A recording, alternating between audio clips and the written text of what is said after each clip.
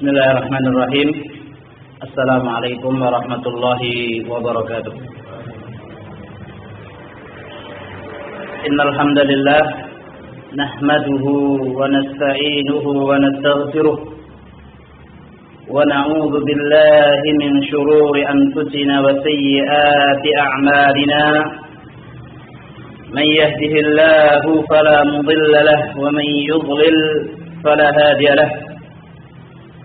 أشهد أن لا إله إلا الله وحده لا شريك له إله الأولين والآخرين وقيوم السماوات والأرضين وأشهد أن محمدا عبده ورسوله وخليله وأمينه على وحيه أرسله الله تعالى إلى الناس كافة بشيرا ونذيرا وداعيا إلى الله تعالى بإذنه وسراجا منيرا. اللهم صل وسلم وبارك على عبدك ورسولك محمد بن عبد الله وعلى آله وأصحابه ومن والاه. يقول الله تعالى: أعوذ بالله من الشيطان الرجيم. يا أيها الذين آمنوا اتقوا الله حق تقاته ولا تموتن إلا وأنتم مسلمون.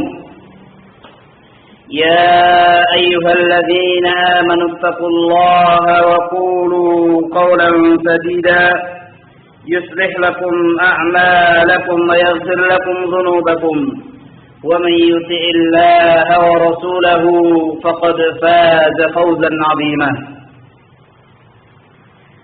فإن خير الكلام كلام الله وخير الهدي هدي محمد صلى الله عليه وآله وسلم وشر الأمور محدثاتها فإن كل محدثات بدعة وكل بدعة ضلالة وكل ضلالة في النار.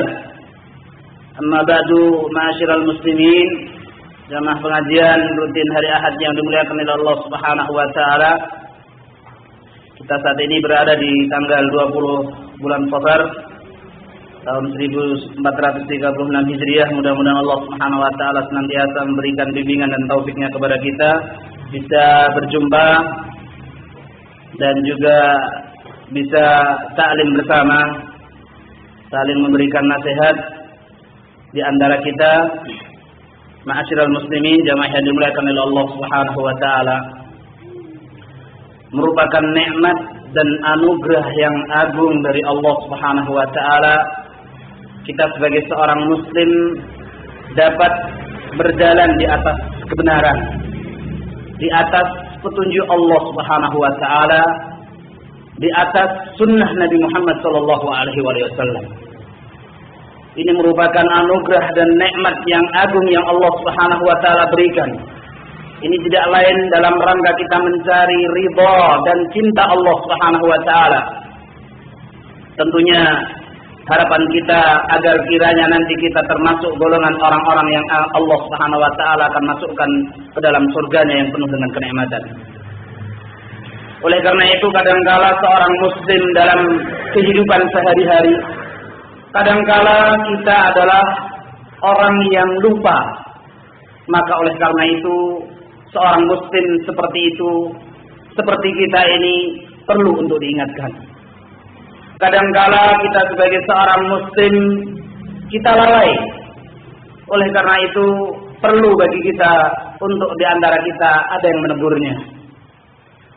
Kadangkala di antara kita sebagai seorang muslim ada yang berbuat keliru sehingga seyogianya dan kewajiban buatnya untuk senantiasa dan segera kembali kepada Allah Subhanahu wa taala. Kadangkala kita sebagai seorang muslim kita berbuat salah dan dosa, maka kewajiban kita sebagai seorang muslim, mari kita segera istighfar kepada Allah Subhanahu wa taala, segera bertaubat kepada Allah Subhanahu wa taala. Ma'asyiral muslimin, jamaah yang dimuliakan oleh Allah Subhanahu wa taala. Oleh karena itu, nikmat-nikmat Allah Subhanahu wa taala yang telah Allah Subhanahu wa taala berikan, selain kita dengan lisan kita mengikrarkan dengan kalimat alhamdulillahi rabbil alamin, alhamdulillahi ala kulli halin, maka marilah kita tingkatkan amal ibadah kita, takwa kita, bukti keimanan kita kepada Allah Subhanahu wa taala. Bukankah yang namanya iman itu adalah diyakini dengan sepenuh hati, diucapkan dengan lisan kita, selanjutnya diperkuat dengan amal anggota badan kita. Nikmat Islam, nikmat iman, nikmat kesehatan, nikmat keamanan yang Allah Subhanahu wa taala telah berikan kepada kita, marilah kita gunakan dalam rangka menggapai ridho dan cinta Allah Subhanahu wa taala. Alhamdulillah di yayasan apa Pak? Yayasan apa? Cendekia, Yayasan Cendekia Mulia. Alhamdulillah ada kegiatan-kegiatan yang sangat baik. Mudah-mudahan akan barokah. Mudah-mudahan kita semakin hari semakin menjadi sosok seorang muslim yang semakin paham dengan Islam, semakin besar juga ilmu kita tentang Islam. Karena kalau kita bicara ilmu, maka barangkali juga sudah disampaikan oleh para asatidzah di sini, cukup mulia sekali dan sangat mulia di sisi Allah Subhanahu wa taala. Yang kedua, jamaah yang dimuliakan oleh Allah Subhanahu wa taala, mudah-mudahan salam dan salawat yang senantiasa kita ucapkan, kita baca minimalnya dalam setiap salat kita, setiap kita tahiyat, dilanjutkan dengan membaca salawat Allahumma shalli ala Muhammad wa ala ali Muhammad kama shallaita ala Ibrahim wa ala ali Ibrahim innaka Hamidum Majid. Allahumma barik ala Muhammad wa ala ali Muhammad kama barakta ala Ibrahim wa ala ali Ibrahim innaka Hamidum Majid. Mudah-mudahan minimal salam dan salawat yang senantiasa kita baca di setiap salat kita terhaturkan kepada baginda Rasulullah sallallahu alaihi wasallam, sahabat-sahabat beliau, keluarga beliau, dan tentunya adalah orang-orang yang senantiasa iltizam mengikuti ajaran beliau, petunjuk beliau sampai ajal menjemputnya ataupun sampai kiamat nanti akan Allah Subhanahu wa taala tentukan bagi umat manusia ini. Ma'asyiral muslimin, jamaah yang dimuliakan oleh Allah Subhanahu wa taala. Oleh karena itu, mari pada kesempatan di pagi yang berbahagia ini, mudah-mudahan nanti apa yang saya sampaikan itu merupakan nasihat yang sangat kuat ataupun nasihat yang sangat tajam, baik buat pribadi saya khususnya dan juga bapak-bapak dan juga ibu-ibu sekalian, dan mudah-mudahan Allah Subhanahu wa taala senantiasa memberikan bimbingannya dan taufiknya kepada kita, Allahumma amin. Jamaah yang dimuliakan Allah Subhanahu wa taala, menyegarkan kembali ingatan kita bersama tentang menggapai ridha Allah, cinta Allah Subhanahu wa taala dengan talabul ilmi, seperti semacam yang sekarang kita ini laksanakan. Kita teringat dengan kejadian sahabat Rasulullah sallallahu alaihi wasallam yang terjadi kepada sahabat yang bernama Hanzalah radhiyallahu anhu bersama dengan Abu Bakar As-Siddiq radhiyallahu anhu. Hanzalah datang tergopoh-gopoh di hadapan Abu Bakar As-Siddiq radhiyallahu anhu. Selanjutnya dia mengatakan kepada Abu Bakar, wahai Abu Bakar, munafik kita ini. Munafik kita ini. Sampai 3 kali. Lalu kemudian Abu Bakar As-Siddiq radhiyallahu anhu bertanya kepada Hanzalah, wahai Hanzalah, gerangan apa yang menyebabkan engkau mengatakan munafik kita ini? Kata Hanzalah, wahai Abu Bakar, bukankah kita ini sering duduk bersama Nabi Shallallahu Alaihi Wasallam? Nabi Shallallahu Alaihi Wasallam memberikan bimbingannya kepada kita, menyampaikan wahyu dari Allah Subhanahu Wa Taala, seakan-akan surga dan neraka itu ada di hadapan kita, wahai Abu Bakar. Tapi ingatlah, bukankah ketika kita ini sudah berpisah dari hadapan Nabi, keluar dari majlis Nabi Shallallahu Alaihi Wasallam, kita kemudian disibukkan dengan urusan pribadi-pribadi kita. Kita disibukkan dengan urusan keluarga kita. Bukankah hal itu semua lupa dari ingatan kita? Yang tadinya kita ingat betul, seakan-akan surga dan neraka ada di hadapan kita, tapi begitu kita sudah disibukkan dengan urusan dunia, hilang semua itu tadi yang diingatkan oleh Rasulullah. Bukankah seperti ini adalah munafik, wahai Abu Bakar? Maka ternyata Abu Bakar As-Siddiq radhiyallahu anhu sangat terhenyak dengan kalimat ataupun kata-kata Hanzalah radhiyallahu anhu. Maka kemudian Abu Bakar As-Siddiq radhiyallahu anhu mengajak Hanzalah, "Wahai Hanzalah, kalau begitu mari kita datang kepada Rasulullah sallallahu alaihi wasallam. Kita minta bimbingan Rasulullah sallallahu alaihi wasallam. Apa kiranya yang akan disampaikan oleh Rasulullah sallallahu alaihi wasallam dengan apa yang sudah kita bicarakan tadi?" Maka kemudian Abu Bakar As-Siddiq radhiyallahu anhu dengan Hanzalah datang menghadap Nabi sallallahu alaihi wasallam dan menceritakan apa yang telah terjadi antara Hanzalah dan Abu Bakar As-Siddiq radhiyallahu anhu. Maka kemudian Rasulullah sallallahu alaihi wasallam mengatakan, "Ya Hanzalatu, sa'atan sa'atan." Wahai Hanzalah, sejenak demi sejenak. Itulah orang. Artinya, ya kita sebentar belajar menuntut ilmu, kemudian kita lalai. 2 hari kita menghadiri majelis taklim lagi, diingatkan lagi, kembali lagi kepada jalan Allah Subhanahu wa taala. Mungkin disibukkan dengan urusan dunia, kita lalai dengan kewajiban kita kepada Allah Subhanahu wa taala sebagai seorang muslim. Diingatkan kembali dengan pengajian, dengan thalabul ilmi. Makanya begitu agung kedudukan mencari ilmu di sisi Allah Subhanahu wa taala. Begitu agung keutamaan ilmu di sisi Allah Subhanahu wa taala. Ma'asyiral muslimin jamaah yang dimuliakan oleh Allah Subhanahu wa taala.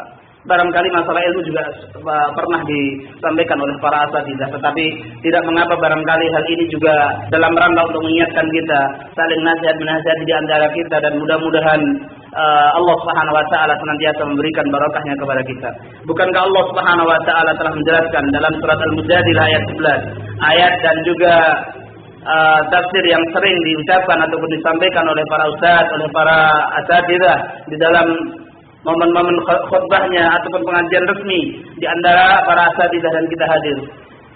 Allah Subhanahu wa taala berfirman, "A'udzubillahi minasyaitonir rajim. Bismillahirrahmanirrahim. Ya ayyuhalladzina amanu, idza qila lakum tafassahu fil majalis fafsahu yafsahillahu lakum. Wa idza qila imsuzu famsuzu yarfa'illahu alladzina amanu minkum walladzina utul ilma darajat wallahu bima ta'maluna khabir." Wahai orang-orang yang beriman, jika dikatakan kepadamu, tafassahu, berlapang-lapanglah kalian dalam sebuah majlis seperti majlis taklim seperti ini. Majlis yang dimaksudkan dalam ayat ini adalah majlis yang di dalamnya diucapkan, dikatakan, dijelaskan tentang ayat-ayat Allah, tentang Allah dan Rasulnya. Bukan majlis yang mungkar, bukan majlis yang menimbulkan kemurkaan dan azab Allah Subhanahu wa taala.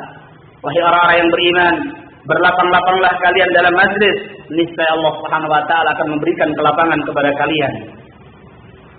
Wa idza qila umsuzu, dan apabila dikatakan kepada kalian umsuzu, berdirilah, famsuzu, maka berdirilah. Yarfa'illahu alladhina amanu, niscaya Allah Subhanahu wa taala akan mengangkat derajat orang-orang yang beriman di antara kalian dan orang-orang di antara kalian yang berilmu, memiliki pengetahuan. Beberapa derajat di antara orang-orang ataupun hamba-hamba Allah Subhanahu wa taala yang lainnya. Wallahu bima ta'maluna khabir. Ma'asyiral muslimin jamaah yang dimuliakan oleh Allah Subhanahu wa taala. Al-Imam At-Tabari mengatakan dan menjelaskan tafsir ayat ini dengan perkataan beliau yang dimaksudkan dengan bahwa Allah Subhanahu wa taala mengangkat derajat orang-orang yang beriman dan juga orang-orang yang berilmu di antara kalian dengan beberapa derajat di antara hamba-hamba Allah adalah mereka orang-orang yang beriman dengan dasar ilmu lebih mulia dan lebih agung keutamaannya di sisi Allah Subhanahu wa taala dibandingkan seorang yang beriman tetapi tanpa ilmu. Jadi ternyata oleh Al-Imam At-Tabari dibedakan antara orang yang beriman dengan dasar ilmu, dengan dasar Al-Quran dan Sunnah, sebagaimana yang dipahami oleh para salaful ummah, para sahabat dari kalangan tabi'in dan tabi'ut tabi'in dan selanjutnya.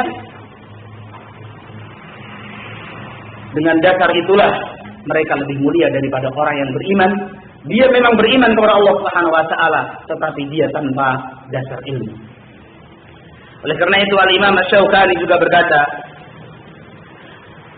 derajat yang dimaksudkan dalam ayat Allah Subhanahu wa taala tersebut adalah derajat yang begitu tinggi, baik derajat itu Allah Subhanahu wa taala berikan di dunia maupun di akhirat. Allah Subhanahu wa taala akan berikan derajat kemuliaan baik ketika dia hidup di dunia di hadapan khalayak manusia, dan dia akan mendapatkan keutamaan dan kemuliaan di sisi Allah Subhanahu wa taala di akhirat nanti. Jadi ternyata yang dimaksudkan dengan derajat di sini adalah kemuliaan seorang hamba di hadapan semua hamba-hamba Allah Subhanahu wa taala yang lainnya. Ma'asyiral muslimin, jamaah yang dimuliakan oleh Allah Subhanahu wa taala. Maka ada sedikit saya singgung tentang hadis Nabi sallallahu alaihi wasallam. Bukankah kata Rasulullah sallallahu alaihi wasallam, akan terputus amalan anak cucu Adam kecuali 3 hal. Yang pertama adalah shadaqatun jariyah, sedekah jariyah. Kemudian yang kedua al-ilmu yuntafa'u bihi, ilmu yang bermanfaat. Dan yang ketiga adalah doa anak yang saleh yang mendoakan kedua orang tuanya. Ketika kita bahas masalah hadis ini, termasuk di dalamnya adalah ilmu yang bermanfaat. Itulah bedanya antara orang yang diberikan oleh Allah Subhanahu wa taala karunia berupa harta yang banyak dengan karunia dari Allah Subhanahu wa taala berupa ilmu pengetahuan. Seorang hamba yang beriman kepada Allah Subhanahu wa taala, dalam helak nafasnya pasti dia membutuhkan ilmu dari Allah Subhanahu wa taala.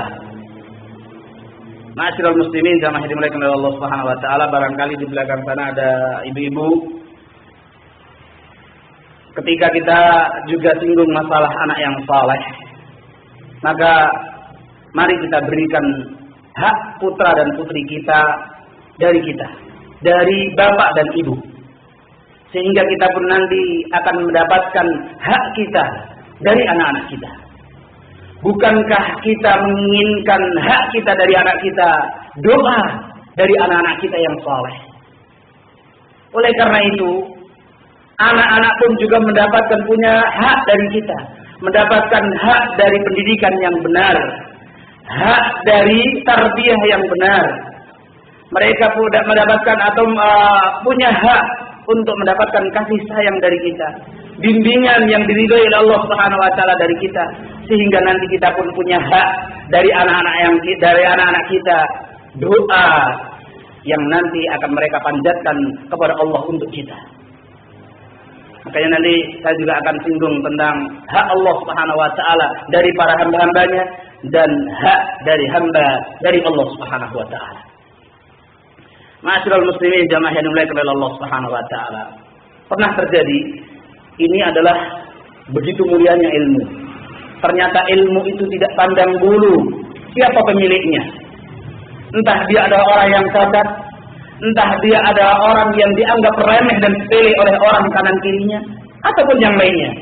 Ternyata Allah Subhanahu wa taala zat yang tidak pernah ingkar janji terhadap apa yang Allah Subhanahu wa taala janjikan kepada umat manusia ini. Suatu hari, gubernur Makkah saat itu yang bernama Nafi' bin Al-Harith, di zamannya Khalifah Amirul Mukminin Umar bin Khattab radhiyallahu anhu.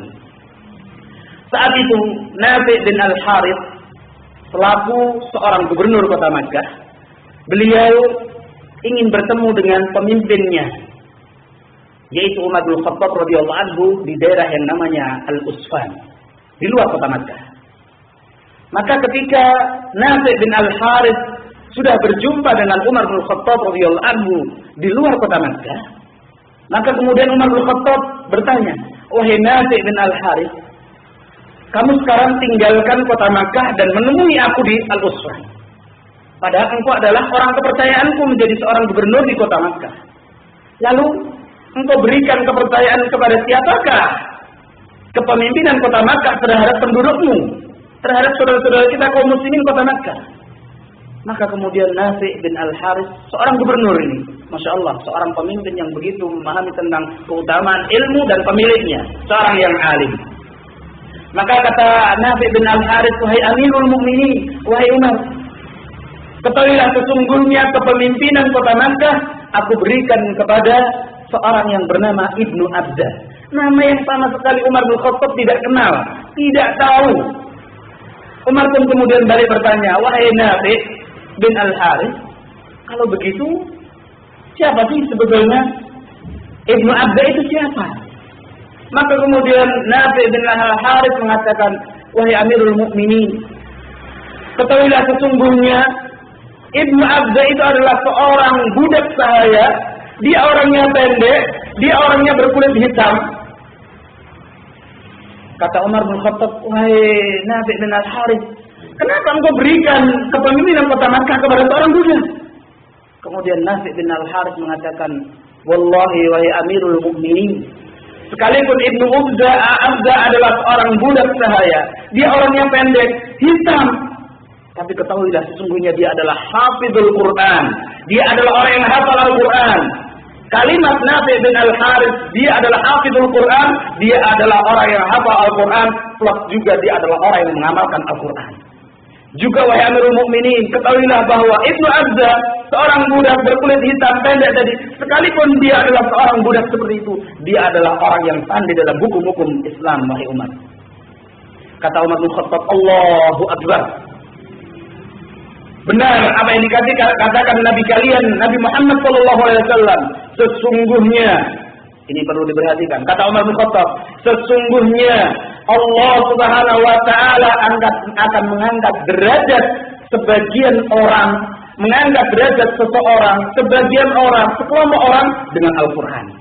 Dan Allah Subhanahu wa taala akan menghinakan orang, sekelompok orang, banyak kumpulan orang dengan Al-Qur'an." Oleh karena itu, ma'asyiral muslimin jamaah yang dimuliakan oleh Allah Subhanahu wa taala, barangkali kita ini adalah termasuk hamba-hamba Allah Subhanahu wa taala yang membaca Al-Qur'an hanya ketika salat saja.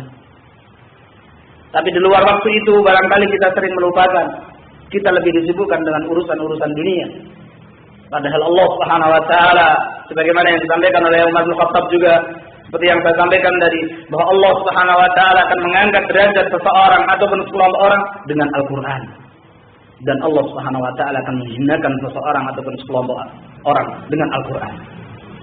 Tentunya Al-Qur'an, kalimat memahami Al-Qur'an dengan Al-Qur'an di sini adalah orang-orang yang mau membaca Al-Qur'an, tadabbur Al-Qur'an, mengamalkan Al-Qur'an. Ma'asyiral muslimin jamaah yang dimuliakan oleh Allah Subhanahu wa taala.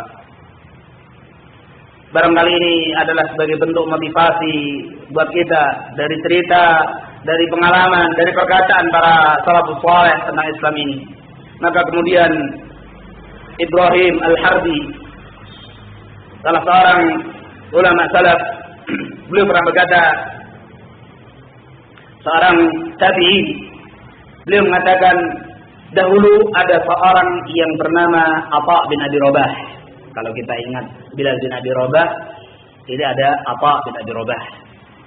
Beliau ini juga adalah seorang budak sahaya, berkulit hitam, milik majikan seorang wanita dari penduduk Makkah.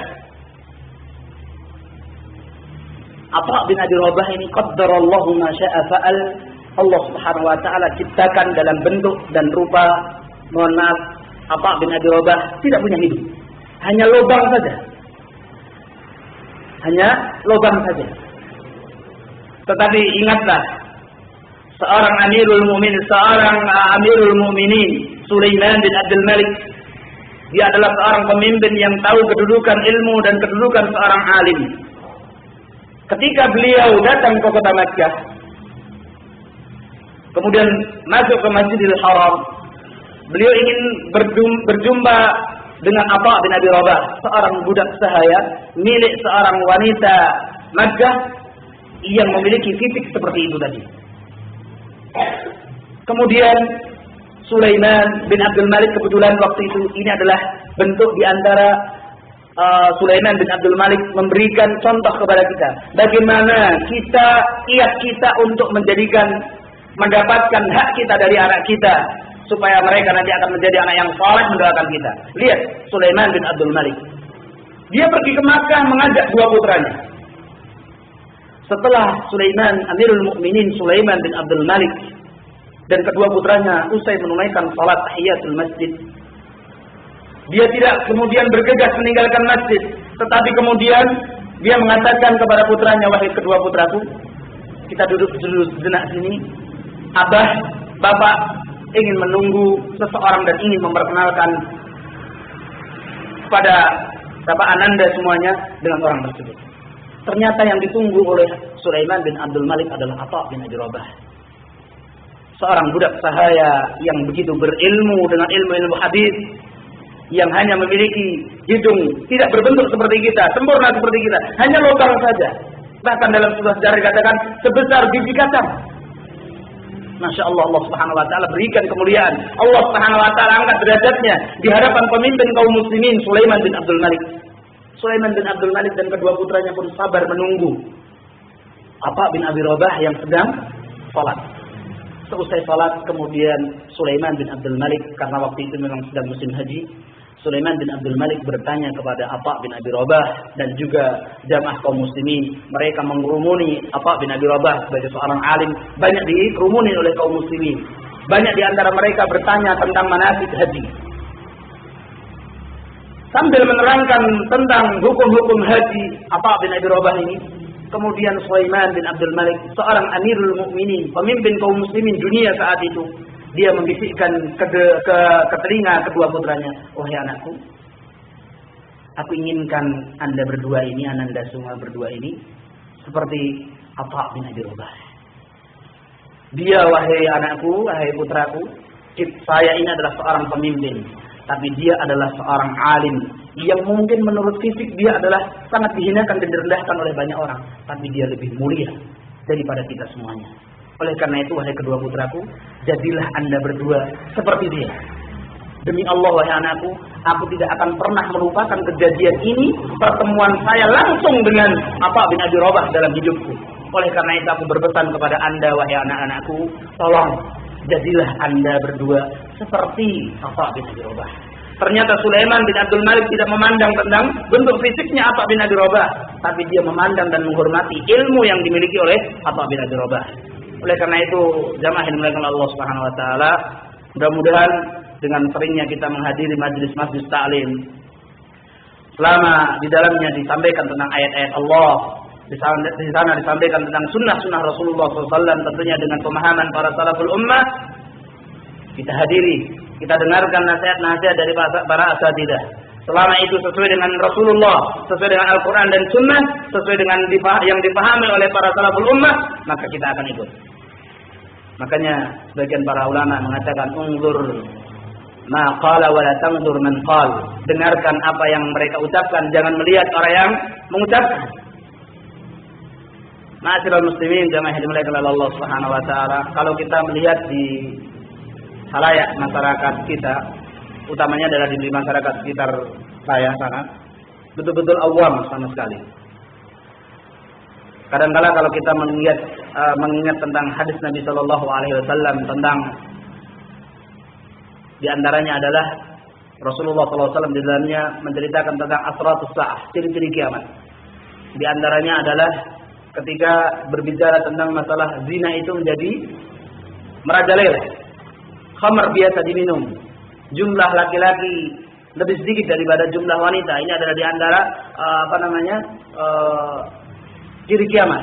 Kalau kita lihat masjid-masjid yang ada di sekeliling kita, maka kita kadang-kala mengelus dada.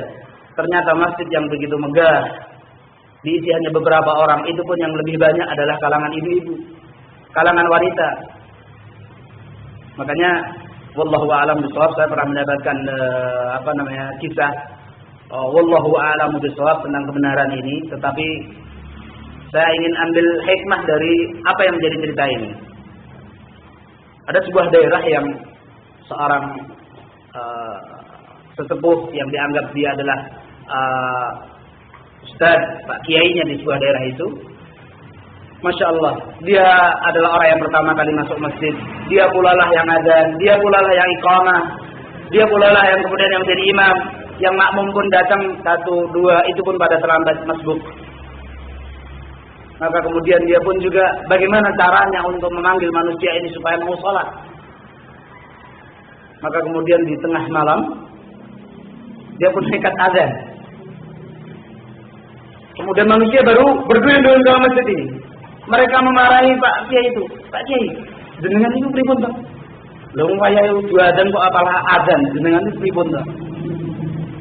Lah jenengan itu sing pripun iki kula napa jenengan?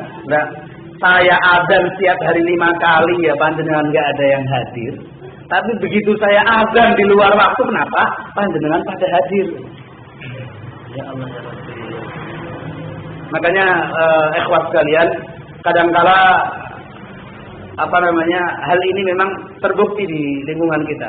Oleh karena itu, jamaah yang dimuliakan Allah Subhanahu wa taala, marilah kita sebarkan Islam ini, ilmu Islam ini minimal kepada keluarga kita, kemudian karib kerabat kita, tetangga-tetangga kita, dengan mulai yang kecil seperti ini dan lain sebagainya.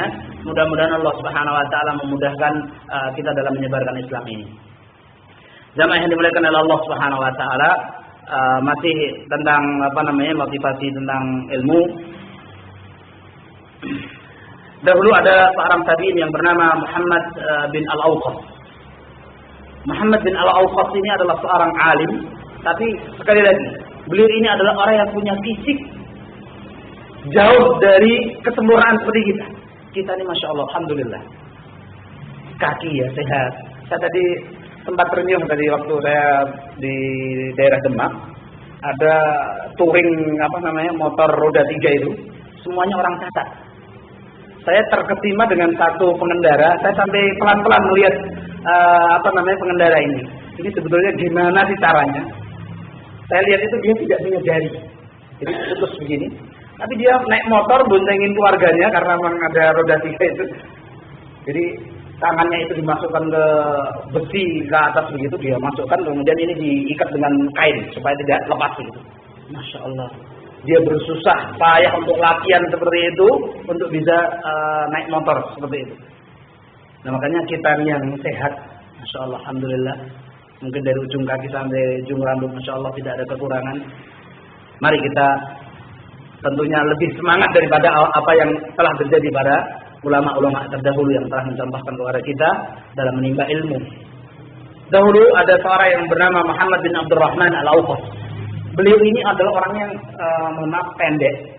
Kemudian mungkin barangkali kita pernah melihat sosok seorang sahabat kita mungkin yang lehernya masuk ke dalam dia. Lehernya masuk ke dalam, kemudian tulangnya ke atas. Jadi begini orangnya. Jadi Muhammad bin Al-Awqas ini dia punya fisik seperti itu. Dia pendek, lehernya juga pendek, masuk ke dalam, tetapi tulang punggungnya dan tulang pundaknya dia ke atas. Dia kesusahan dalam berjalan. Maka kemudian lihat, mohon maaf jamaah yang dimuliakan Allah Subhanahu wa taala, barangkali ini untuk ibu-ibu. Ibunda dari Muhammad bin Abdurrahman Al-Awqas. Beliau bersedih dengan kondisi putranya seperti itu. Tetapi lihatlah nasihat seorang ibu kepada putranya, yang dia mengharapkan doa dari putranya. Nanti dia menjadi orang yang saleh, bertakwa kepada Allah, doanya sampai dan diijabahi oleh Allah Subhanahu wa taala, yang nanti akan mendoakan ibunya nanti. Dia berpesan, wahai anakku, aku percaya dan yakin bahwa engkau selama ini adalah menjadi anak yang selalu ditertawakan dan dihina oleh teman-temanmu. Tapi ingat, wahai anakku, kamu akan menjadi orang yang mulia di hadapan seluruh umat manusia, makhluk Allah Subhanahu wa taala ini dengan ilmu. Maka oleh karena itu, wahai anakku, belajarlah engkau ilmu Islam ini, belajarlah ilmu syar'i ini. Niscaya engkau akan menjadi orang yang mulia dan dihormati oleh banyak orang, wahai anakku. Ternyata Muhammad bin Abdurrahman Al-Awqas ini adalah tipe seorang anak yang taat dan mau mendengarkan nasihat dari ibundanya. Ternyata dengan susah payah dan kekurangan fisiknya, Muhammad bin Abdurrahman Al-Awqas ini kemudian menjalankan nasihat dari ibundanya. Dia hari demi hari dia semangat untuk belajar, mendatangi syekh satu, mendatangi syekh yang kedua, ketiga, seperti itu. Sehingga kemudian selang beberapa tahun dia diangkat oleh pemerintahan kota Makkah saat itu menjadi jaksa agung, jadi hakim agung kota Makkah selama 20 tahun. Padahal fisiknya seperti itu. Kita kadang-kala yang fisiknya kuat ya tadi, seperti yang kata-kata hamdalah tadi, memang kita termasuk ya hamba-hamba Allah Subhanahu wa taala yang mudah-mudahan Allah Subhanahu wa taala senantiasa membimbing kita kepada jalan yang Allah ridhoi. Kita kadang-kala baru mengaji sekali, 2 kali kemudian merasa cukup. Padahal nanti ada beberapa ucapan para ulama yang mengingatkan tentang itu. Jangan pernah kita merasa puas dengan ilmu yang sudah kita dapatkan. Nah,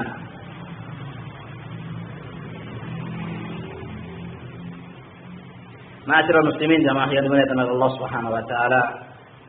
Al-Imam Al-Muzani pernah berkata, aku pernah mendengar Al-Imam Asy-Syafi'i, ya, Al-Imam Asy-Syafi'i, beliau pernah mengatakan begini.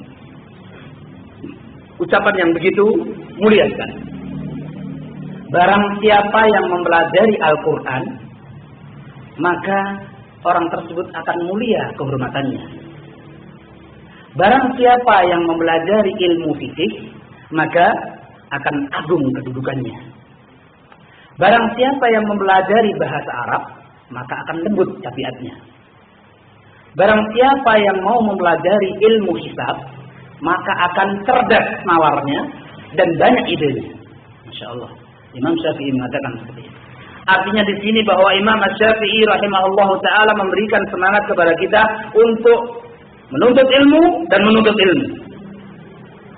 Di sini menunjukkan bahwa Imam Syafi'i ingin mengatakan bahwa jika Anda ingin menjadi atau ingin menjadi orang yang mulia di dunia ini, menjadi orang yang terhormat di dunia ini, maka belajarlah, maka raihlah ilmu. Baik itu adalah ilmu agama Islam, baik itu adalah ilmu Islam, baik di antaranya adalah tentang Al-Quran, tentang fikih, tentang hadis.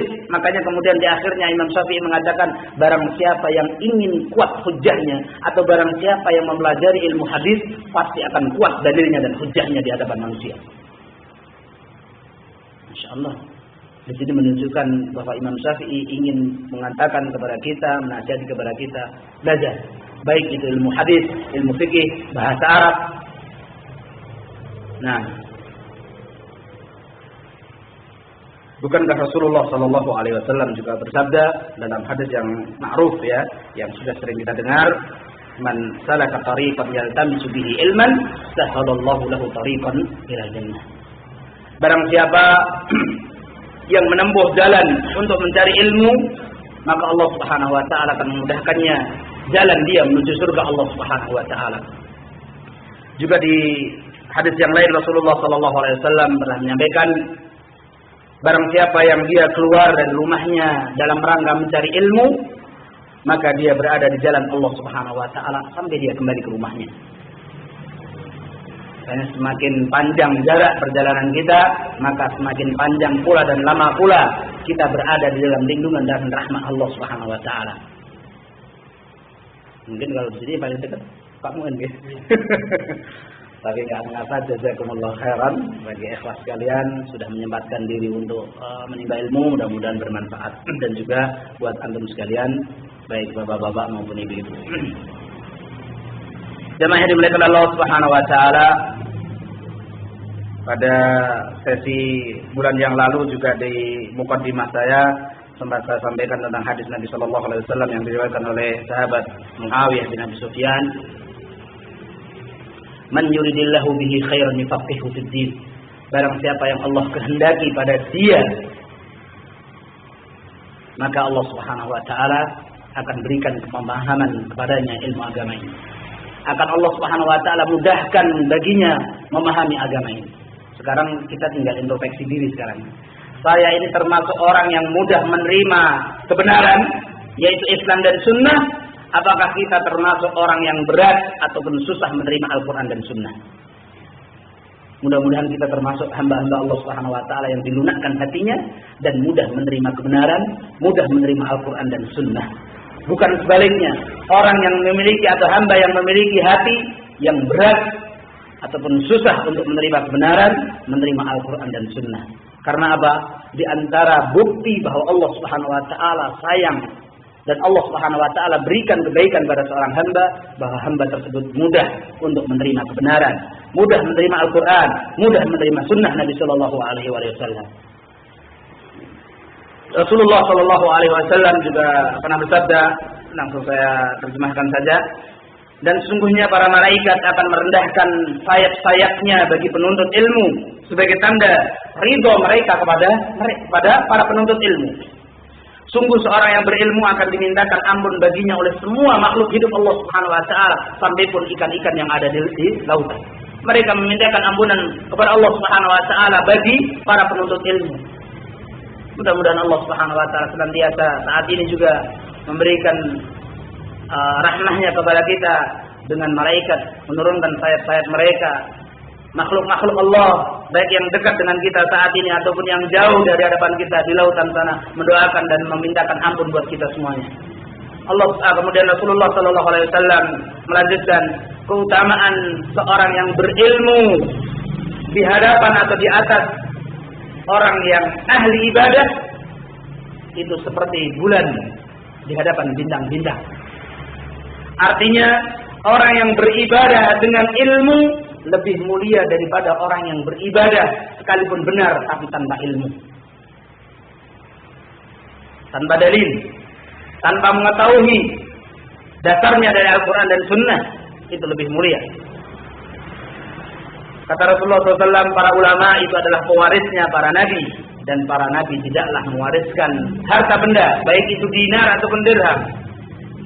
Kalau dinar itu mata uang zaman dahulu yang terbuat dari emas. 1 dinar itu sama dengan 2,9 gram emas. Berapa itu 1 dinar? Jadi berapa kalau rupiah sekarang?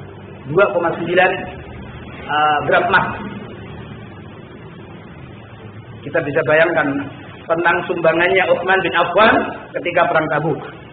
Beliau menyumbangkan 10.000 dinar keping emas.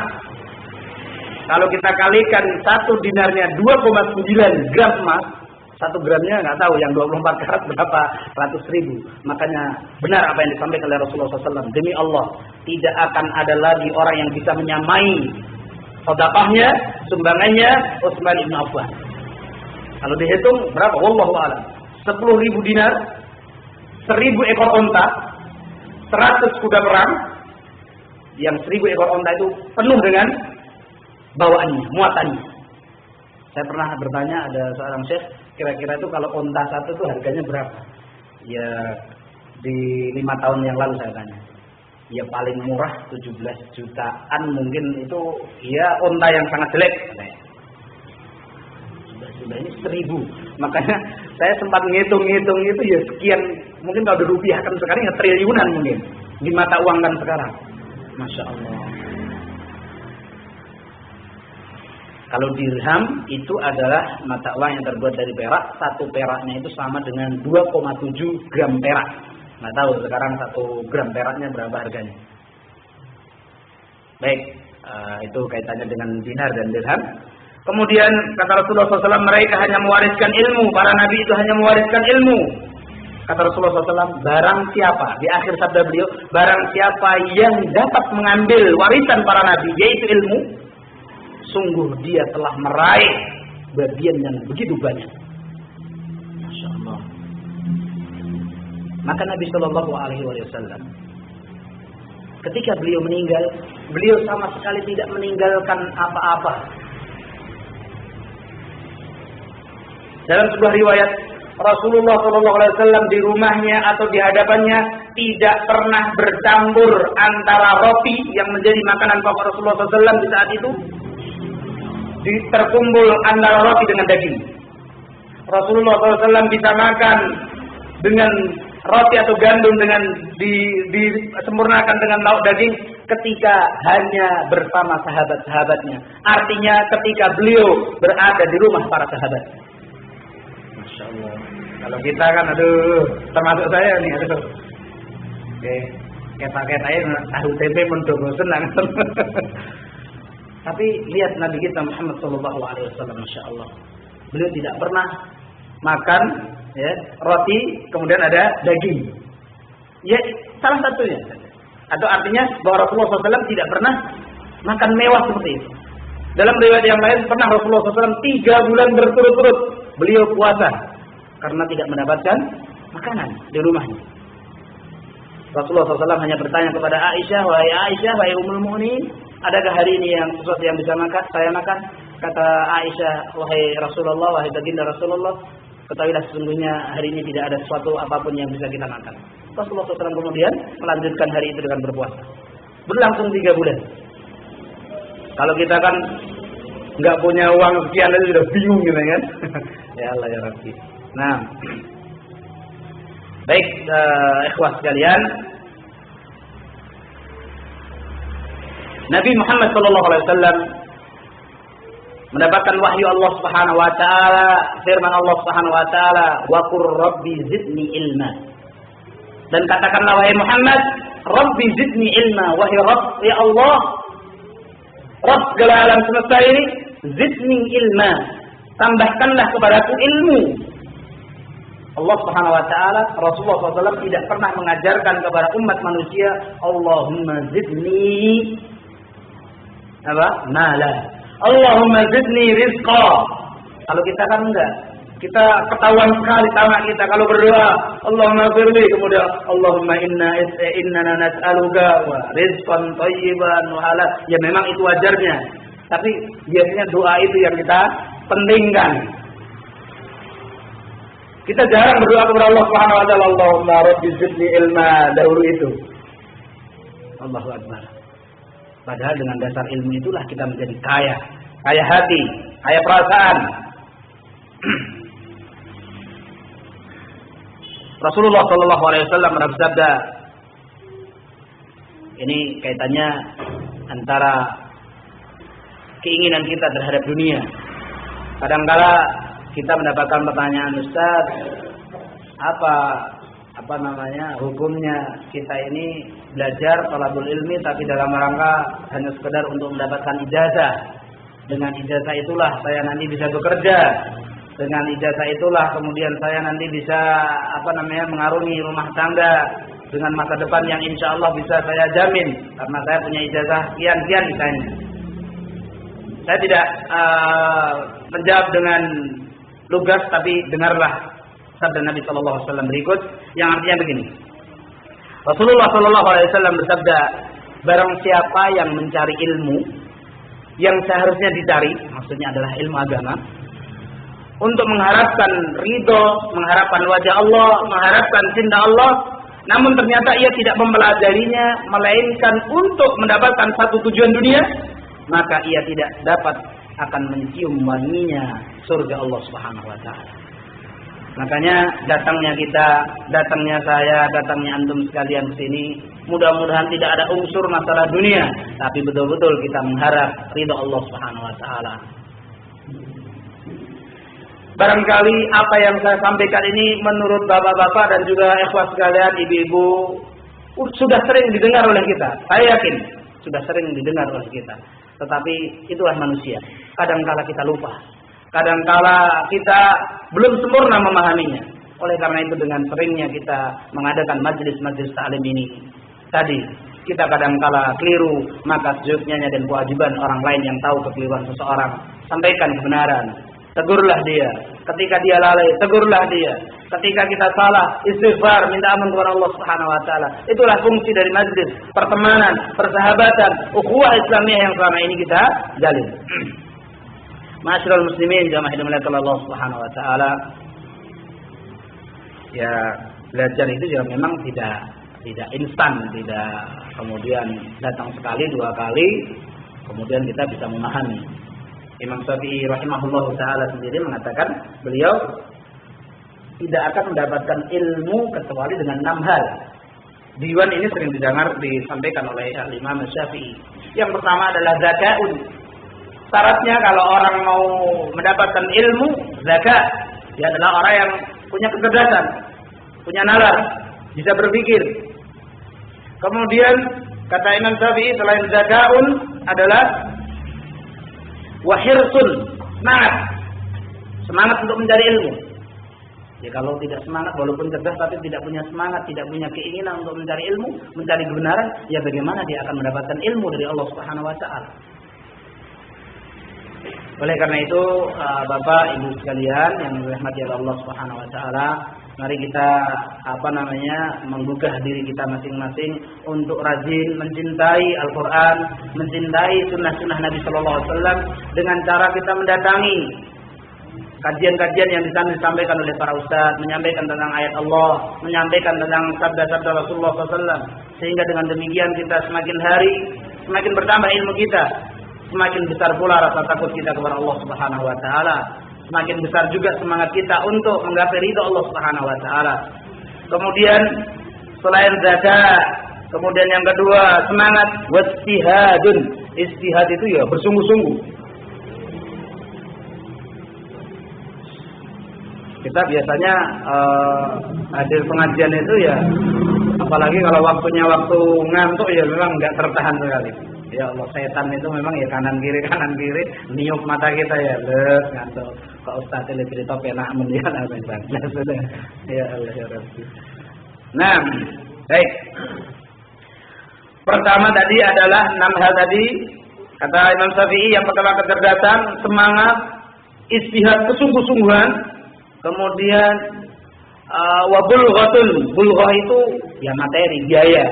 Nun sewu panjenengan kami kali ibu-ibu misalipun jadi tindak mriki nak jarakipun 10 kilo ya mau otomatis ya butuh naik kendaraan, baik itu naik angkot atau motor pribadi, ya harus mengeluarkan ongkos bensin. Nanti kalau anaknya juga ikut, ya nanti dibelikan air aqua dan sebagainya. Ya ini memang perlu, butuh biaya. Nah, yang selanjutnya, yang kelima, wa suhbatu ustadin. Nah, wa suhbatu ustadin harus dengan petunjuk para asatidzah. Jangan kemudian kita talaki memahami ilmu itu sepahamnya kita saja. Seperti yang kita pahami menurut kemampuan pikiran kita. Baik itu ketika kita baca ayat ataupun hadis Nabi Shallallahu Alaihi Wasallam. Kemudian yang terakhir, watul zamanin, butuh waktu yang lama, tidak instan belajar itu. Makanya kenapa para sahabat Rasulullah SAW mereka tidak mau menghafal Al-Quran kecuali mereka telah mengamalkan ayat-ayat yang sudah mereka hafalkan. 10 ayat mereka pahami tafsirnya dari Rasulullah SAW, mereka amalkan, baru menghafal lagi. Karena mereka apa? Mereka tidak mau menghafal ayat-ayat Allah Subhanahu Wa Taala kecuali mereka mau mengamalkannya. Itulah para sahabat. Mereka sangat berhati-hati dalam masalah ini. Amr bin Qais rahimahullahu taala pernah berkata, ini perkataan para ulama salaf sebagai motivasi juga buat kita, jika sampai kepadamu suatu ilmu, maka amalkanlah walaupun cuma sekali. Lihat, seorang ulama salaf mengatakan, jika sampai kepadamu sebuah ilmu, maka punya keinginanlah keras pada dirimu untuk mengamalkannya walaupun itu sekali. Allahu Akbar. Makanya kadangkala ketika kita mendapatkan saudara-saudara kita, barangkali yang namanya al-iman yazid wa yanqus. Yang namanya iman itu kadang naik dengan ketaatan kepada Allah, yanqus dia turun keimanannya karena dia bermaksiat kepada Allah Subhanahu wa taala. Jangan kemudian serta-merta kemudian kita jauhi dia. Kemudian kita biarkan dia, tapi tidak kita berikan nasihat, kita datangi, kita berikan kebenaran kepadanya. Rasulullah SAW tidak pernah memperlakukan para sahabat-sahabat itu seperti itu. Kemudian Imam Waqi' rahimahullahu ta'ala juga pernah berkata,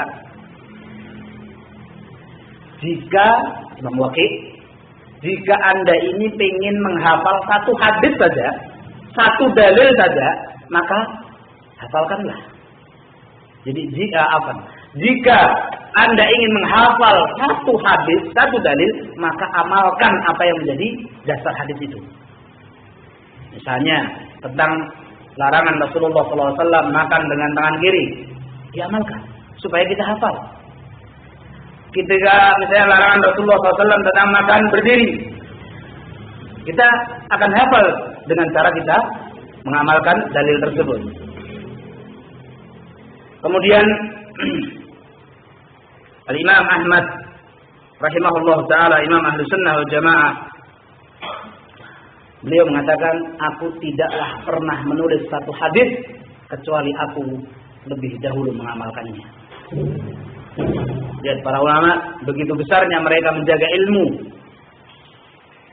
Kenapa keutamaan tadi seperti itu? Para ulama melakukan hal seperti itu karena mereka adalah orang-orang yang telah mendapatkan kemuliaan dari Allah Subhanahu wa taala. Mereka adalah orang-orang yang banyak ilmunya sehingga dihormati oleh manusia dan orang-orang sekelilingnya.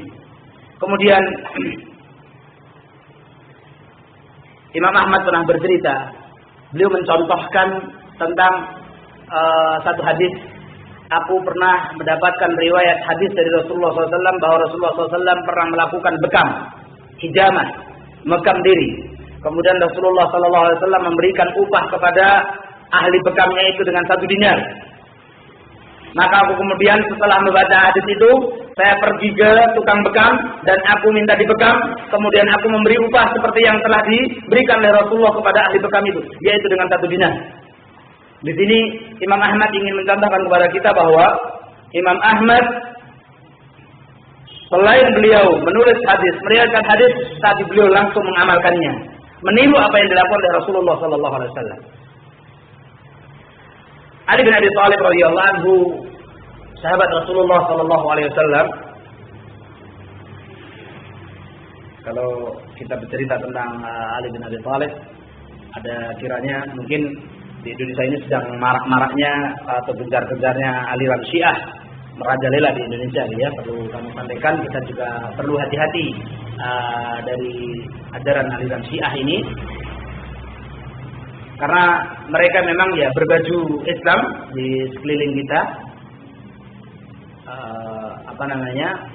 dan tentunya kita harus senantiasa berdoa kepada Allah Subhanahu Wa Taala agar kiranya hati kita senantiasa berada di bawah bimbingan Allah Subhanahu Wa Taala, kita tidak disesatkan oleh Allah Subhanahu Wa Taala, baik itu kita kemudian terjerumus ataupun terpengaruh dengan aliran-aliran seperti aliran Syiah yang saat ini sedang merajalela. Mungkin sekarang ini mereka tidak terlihat, tapi mungkin bisa jadi 10 tahun yang akan datang mereka akan terlihat. Tapi Allah Subhanahu Wa Taala maha memiliki makar, walaupun mereka punya 1000 makar. Allah Subhanahu Wa Taala senantiasa memberikan perlindungan kepada hamba-hamba Allah Subhanahu Wa Taala yang berada di atas ridha Allah Subhanahu Wa Taala, di atas Al-Quran dan Sunnah Nabi Sallallahu Alaihi Wasallam. Ali bin Abi Thalib radhiyallahu anhu pernah berkata, ingat-ingatlah ilmu. Sungguh jika kalian tidak melakukannya, maka ilmu itu akan hilang. Artinya apa? Ilmu yang sudah kita dapatkan, 1 dalil, 1 ayat, 1 hadis, 1 perkataan para sahabat, para ulama, kalau kita tidak amalkan, dia pasti akan lupa. Itulah Ali bin Abi Thalib mengatakan seperti itu. Jadi kalau sebuah dalil, sebuah ilmu tidak kita lakukan, maka ilmu itu akan hilang dengan sendirinya. Makanya ada kisah seorang hafidhul Quran, dia dari Arab Saudi, seorang pemuda hafidhul Quran. Dia kemudian qaddarallahu ma syaa fa'al, melanjutkan studinya di Amerika. Dia Masya Allah hafal Al-Quran yang mungkin sekali, meyakinkan sekali. Bahkan di daerahnya dia menjadi seorang imam, dipercaya oleh masyarakat untuk menjadi imam besar. Bacaannya sangat bagus, tidak pernah terjadi kesalahan kecuali sedikit. Dia sangat hafal Al-Quran, urut-urutannya sangat hafal. Tapi begitu dia sekolah di Amerika, dia alhamdulillah dalam kesehariannya bisa menjaga. Dia bisa menjaga tentang perkara-perkara yang diharamkan oleh Allah Subhanahu Wa Taala. Hanya saja dia di dalam kesehariannya, telinganya tidak pernah, dia selalu terdengar di telinganya adalah musik-musik. Kemudian dia 1 tahun kembali ke daerahnya, disuruh jadi imam. Dalam kisah di situ disebutkan membaca surat Al-Buruj. Dia lupa tentang ayat itu, padahal ayat itu adalah sangat pendek. Ayat itu, aku adalah orang yang hafal Al-Quran dengan benar-benar hafal. Kemudian dia ketika ditanya oleh keluarganya, kenapa wahai anakku, kenapa anda seperti ini? Saya nggak tahu wahai bapak, wahai ibu. Saya nanti akan coba, kenapa saya ini menjadi pelupa seperti ini. Ilmu yang selama ini saya dapatkan, keutamaan dari Allah Subhanahu Wa Taala, saya menjadi seorang hafidhul Quran kemudian hilang begitu saja. Ternyata kemudian dia setelah mengevaluasi diri, merenung, ternyata kata dia menuliskan sebuah nasihat. Ternyata begitu mulianya Al-Quran. Al-Quran yang selama ini sudah saya hafal dengan benar di dalam ingatanku, ternyata lari dari ingatanku dan menjauh dari ingatanku hanya dikarenakan suara musik yang masuk ke telingaku. Ya, oleh karena itu apalagi kita di daerah kita Indonesia ini ya, mungkin bisa dibilang kemungkaran masih banyak sekali. Kita punya kewajiban untuk bisa menegakkan amar ma'ruf nahi munkar semampu kita. Kalau mampu dengan tangan ya dengan tangan, tetapi para ulama mengatakan bahwa yang punya kewajiban untuk menegakkan amar ma'ruf nahi munkar dengan tangan adalah orang-orang yang punya sultan, punya kekuasaan. seperti pemerintahan, seperti kepala desa, seperti Pak Polisi, seperti Pamong Praja, seperti mungkin TNI. Mereka punya sultah, punya kekuasaan untuk bisa amar ma'ruf dengan tangan mereka. Makanya Rasulullah SAW yang kedua kemudian dengan lisan kita. Mungkin insya Allah dengan lisan kita. Makanya para ulama, mohon maaf, yang dimasukkan dengan lisan kita ini adalah orang-orang yang memang tahu dalil-dalilnya, ilmunya. Kemudian yang paling rendah adalah dengan hatinya. Mungkin dengan hatinya adalah kelas kita ini. Kelas saya yang tidak tahu ilmu. Mungkin kita hanya bisa sekedar mendiamkan, benci dengan kemungkaran itu. Tetapi kita punya niat dan ghirrah yang begitu besar untuk bisa menegakkan kemungkaran itu terjadi di tengah-tengah kita ataupun di hadapan kita. Minimal kita menyampaikan kebenaran. Ya memang berat, apalagi di tengah-tengah masyarakat yang memang sudah Allah Subhanahu wa taala jauhkan dari perkara-perkara yang Allah Subhanahu wa taala ridhoi. Abdullah bin Abbas, sepupu Nabi sallallahu alaihi wasallam pernah mengatakan, beliau mengatakan mengulang-ulang ilmu, murajaah, membuka buku, baca majalah, mengulang kembali catatan yang sudah dicatat. Itu kata Abdullah bin Abbas, lebih aku cintai daripada menghidupkan malam-malamku dengan beribadah salat malam. Kata Abdullah bin Abbas bahwa murajaah, belajar, menelaah ilmu, membaca, kemudian memahami Al-Quran dan Sunnah, itu lebih aku cintai daripada menghidupkan malam-malam itu dengan salat malam. Sekarang Abdullah bin Abbas, sahabat Rasulullah SAW mengatakan seperti itu. Inilah pentingnya ilmu. Kemudian Az-Zuhri rahimahullah ta'ala berkata, gangguan ilmu kita nih ya. Saya gangguan ilmu itu yang pertama lupa, apalagi kita.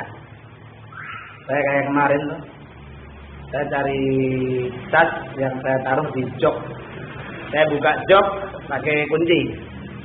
Saya mau habis ngambil tas ya, saya mau naik motor ke pesantren. Saya bilang, kunci saya mana? Saya marah-marah sama istri saya. Kunci saya mana? Padahal masih gelantung di bawah jok gitu. Ya Allah ya Rabbi ya Karim. Baru setengah menit sudah lupa. Tapi ternyata lupa itu ya nikmat dari Allah Subhanahu wa taala. Alhamdulillah, nikmat itu adalah merupakan kenikmatan dari Allah Subhanahu wa taala. Kenapa? Coba kalau semua kejadian yang membuat kita sedih dari masa kecil kita sampai sekarang tidak pernah lupa di ingatan kita, naudzubillah, kita mungkin dalam keadaan pikiran kita mungkin, mohon maaf, dalam bahasa al-qalaq, itu adalah mungkin gundah gulana, stres begitu. Kalau kita tidak pernah bisa melupakan, tapi alhamdulillah Allah Subhanahu wa taala berikan nikmat lupa. Ternyata lupa itu juga bukan sebuah kehinaan, tapi itu adalah kenikmatan dari Allah Subhanahu wa taala. Makanya orang yang lupa, mari kita ingatkan. Kemudian kata Az-Zuhri tadi, gangguan ilmu, penyakitnya ilmu itu, satu lupa, yang kedua tidak pernah diulang-ulang, tidak pernah dibaca. Ngadirin pengajian ya disantak lah. Habis itu enggak. Ya kita bagaimana mau tambah ilmunya? Tapi sekali pertemuan disebutkan lagi oleh ustadznya, matang di sini insyaallah. Ketika kita anak-anak kita saja, kita setiap hari kita setelkan murattal saja, sehari 5 kali, 2 hari, 3 hari, 4 hari, insyaallah dia akan lisannya terbiasa dengan itu. Karena diulang-ulang terus, ingat terus. Ya, mudah-mudahan kita juga senantiasa seperti itu. Ma'asyiral muslimin jamaah dimuliakan Allah Subhanahu wa taala. Masih saya lanjutkan dulu, nanti saya akhiri dengan hak Allah dan dari hambanya dan hak hamba dari Allah Subhanahu wa taala. Kita juga perlu mengingat sabda Nabi sallallahu alaihi wasallam. Rasulullah sallallahu alaihi wasallam pernah berkata, sesungguhnya Allah itu tidak mencabut ilmu dengan merenggut ilmu itu dari para manusia. Tapi Allah Subhanahu wa taala mencabut ilmu itu dengan cara mewafatkan para ulama. Allah Subhanahu wa taala memanggil para ulama, sehingga apabila Allah Subhanahu wa taala tidak lagi menyisakan seorang alim, maka manusia akan menjadikan para pembesar itu adalah dari kalangan orang-orang yang bodoh. Yang ditanya tentang agama, lantas dia atau orang-orang bodoh itu seenaknya mereka berfatwa tanpa ilmu, sehingga mereka menjadi orang yang sesat dan menyesatkan. Naudzubillah. Mudah-mudahan Allah Subhanahu wa taala memberikan nikmat kepada para pemimpin kita, dari mulai presiden, para menteri, DPR, gubernur, bupati. Mereka adalah orang-orang yang diridhai oleh Allah Subhanahu wa taala, dimudahkan urusan mereka, dan mudah-mudahan jika mereka memutuskan sebuah perkara, mereka berkonsultasi dulu dengan para ulama. Mereka minta pendapat dari para ulama, sehingga apa yang mereka putuskan menjadi undang-undang misalnya, mudah-mudahan itu adalah yang terbaik buat kita, khususnya kaum muslimin. Seperti itu kewajiban kita. Doakan para pemimpin kita untuk mendapatkan rahmat dan bimbingan Allah Subhanahu wa taala. Seperti kita saja, mohon maaf Bapak-bapak, Ibu-ibu. Kita menjadi orang yang seperti ini, bisa menjalankan sunnah. Mohon maaf, contohnya kita bisa memanjangkan jenggot. Kita dengan pelan-pelan misalnya dengan sehari demi sehari kita bisa memahami dan memantapkan, oh bahwa saya itu meyakini bahwa memanjangkan pakaian lebih dari mata kaki itu adalah dilarang oleh Allah Subhanahu wa taala dan Rasulnya. Bahkan Allah Subhanahu wa taala akan melaknat seperti itu. Kemudian dia tergugah hatinya untuk bisa melaksanakannya. Itu kan kita juga proses. Kita tidak menjadi seperti ini kemudian begitu mendengarkan 1 kali pengajian, 2 kali pengajian kemudian kita menjadi seperti ini, tidak. Oleh karena itu mari kita berlakukan orang lain pun juga sama. Mari kita ajak mereka sekali, 2 kali, 3 kali agar mereka kemudian bisa mendapatkan hidayah Allah Subhanahu wa taala. Jangan kemudian kita remehkan sebuah amalan yang sepele, dia menjadi agung di sisi Allah Subhanahu wa taala dengan ketulusan hati kita. Tapi sebaliknya, amalan begitu besar di mata kita tapi ternyata menjadi sia-sia di hadapan Allah Subhanahu wa taala karena tidak ada ketulusan dari kita. Oleh karena itu, keikhlasan, ketulusan dari kita, mari kita senantiasa tumbuhkan dalam hati kita, baik dalam berdakwah, menasihati teman, menasihati saudara, menasihati keluarga, anak, istri, dan lain sebagainya. Kemudian Rasulullah SAW melanjutkan menyampaikan dalam sabda yang lainnya, sesungguhnya di antara tanda-tanda hari kiamat, seperti yang sudah saya singgung di awal tadi, adalah diangkatnya ilmu. Ini tanda-tanda kiamat. Ilmu dunia semakin besar, ilmu agama semakin sirna. Banyak orang lebih fokus dan berlomba-lomba untuk mencari ilmu dunia daripada orang berlomba-lomba mencari ilmu agama. Ketika itu sudah terjadi, Allah Subhanahu wa taala akan angkat ilmu ini dari dunia ini, maka disitulah ciri kiamat sudah dekat. Ya kita sekarang tinggal muhasabah diri. Banyakkah orang-orang yang memang menggeluti dan semangat untuk mencari ilmu Islam ini ataukah sedikit? Makanya mudah-mudahan kita termasuk hamba-hamba Allah Subhanahu wa taala yang senantiasa Allah Subhanahu wa taala berikan hidayah kepada kita, keluarga kita, anak-anak kita yang nanti akan melanjutkan perjuangan kita. Kata Rasulullah SAW, di antara tanda-tanda hari kiamat adalah diangkatnya ilmu. Kemudian kebodohan semakin banyak merajalela. Zina menjadi nampak di mana-mana. Khamr biasa diminum. Jumlah laki-laki lebih sedikit daripada jumlah wanita. Makanya ikhwati fillah, ibu-ibu, saudara-saudaraku, kaum muslimah yang dimuliakan oleh Allah Subhanahu wa taala, Rasulullah SAW pernah menyampaikan bahwa sesungguhnya mudah buat kaum wanita itu menggapai surga Allah Subhanahu wa taala. Yang pertama dengan salat 5 waktu. Tentunya ini adalah orang yang telah beriman kepada Allah Subhanahu wa taala, mentauhidkan Allah Subhanahu wa taala dalam segala bentuk ibadahnya. Kata Rasulullah SAW, salat 5 waktu, puasa bulan Ramadan, dan taat kepada suami. Sampai-sampai Rasulullah SAW mengatakan, jika Allah Subhanahu wa taala izinkan, maka apa akan perintahkan seorang istri itu sujud kepada suami. Karena apa? Suami itu berat pertanggungjawabannya di hadapan Allah Subhanahu wa taala. Apa yang dilakukan oleh istri kita, apa yang dilakukan oleh anak kita, itu merupakan tanggung jawab kita di hadapan Allah Subhanahu wa taala. Jika mereka melakukan hal yang ma'ruf yang diridai oleh Allah Subhanahu wa taala, maka pahala akan mengalir kepada kita. Tapi ingat, jika mereka berada di atas perbuatan amalan yang membuat Allah Subhanahu wa taala murka dan Allah Subhanahu wa taala akan menyiksanya, ingat, dosa pasti akan mengalir juga kepada kita. Oleh karena itu, begitu beratnya tanggung jawab seorang suami. Sampai-sampai Rasulullah SAW mengatakan, jika diperkenankan, diizinkan oleh Allah Subhanahu wa taala, maka akan perintahkan seorang istri itu sujud kepada suami. Karena begitu beratnya tanggung jawab suami. Oleh karena itu, seorang suami hendaknya dia adalah menjadi pemimpin yang betul-betul dia adalah menjadi seorang pemimpin yang Allah Subhanahu wa taala ridhoi. Ketahuilah sesungguhnya keluarga kita, anak, istri kita, harta dan segala apa yang ada di bawah kekuasaan kita dan di bawah tanggung jawab kita, pasti Allah Subhanahu wa taala akan pertanyakan kepada kita. Ma'asyiral muslimin, jamaah yang dimuliakan Allah Subhanahu wa taala. Ibnu Qayyim rahimahullahu taala pernah berkata, sungguh keberadaan Islam dan keberlangsungan dunia ini, kata beliau, adalah dengan keberadaan ilmu agama. Artinya dengan hilangnya ilmu akan rusaklah dunia dan agama ini, kata beliau. Maka kokohkan agama dan dunia nanti akan menjadi kokoh. Dan kekokohan dunia itu dengan sebab ilmu. Oleh karena itu, ikhwah fiddin rahimakumullah, kalau kita bicara kekokohan dunia, kenikmatan dunia mungkin sebatas mata memandang dan nalar yang terbatas kita gunakan adalah harta. Ternyata kemuliaan walaupun itu dengan harta, itu semua didahului dengan ilmu. Dia tahu mana yang halal, mana yang haram, mana yang tidak diridhai oleh Allah Subhanahu wa taala dan mana yang Allah Subhanahu wa taala ridhai. Ikhwah fiddin rahimakumullah, Al-Auza'i pernah berkata, Ibnu Syihab Az-Zuhri menyatakan, berpegang teguh terhadap ajaran Nabi, berpegang teguh terhadap sunnah Nabi Sallallahu Alaihi Wasallam itu adalah sebuah keselamatan.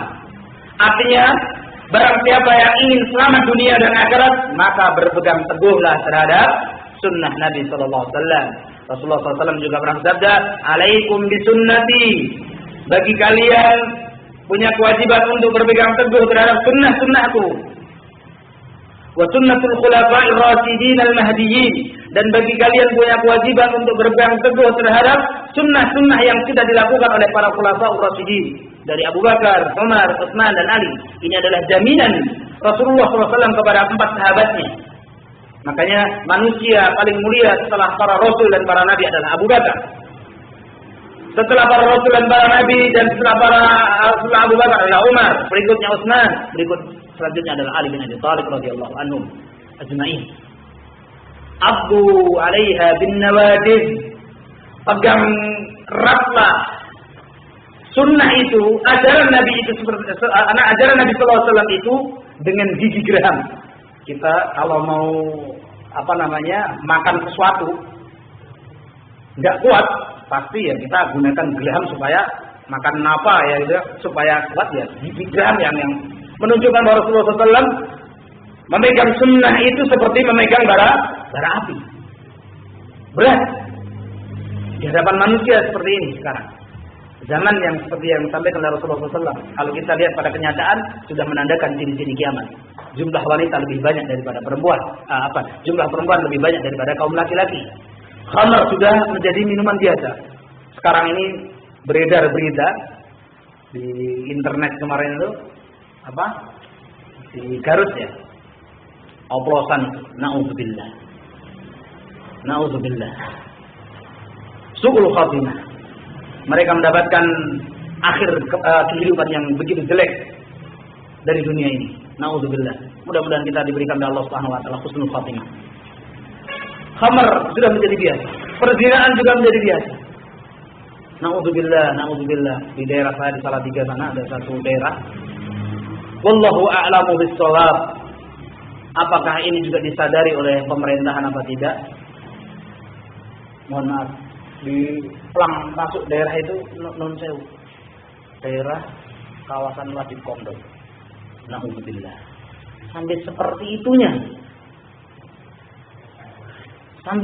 itunya perzinaan itu menjadi biasa.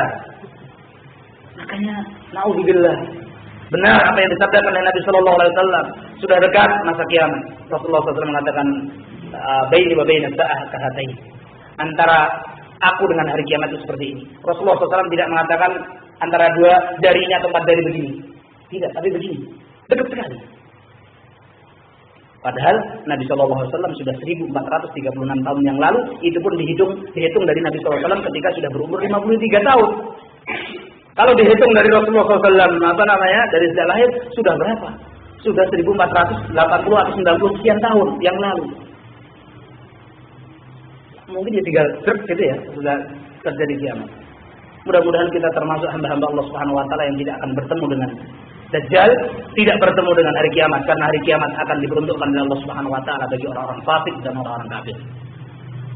Siapa saja yang di dalamnya terdapat hati, di dalam hatinya terdapat iman, walaupun sebesar biji sawi, maka dia nanti akan dilewati angin yang begitu halus dan kemudian dia mati. Dan yang tinggal hanya orang-orang fasik dan orang-orang kafir yang dia akan mendapatkan siksa akan terjadinya hari kiamat. Nauzubillah. Ikhwah jamaah dimuliakan Allah Subhanahu wa taala.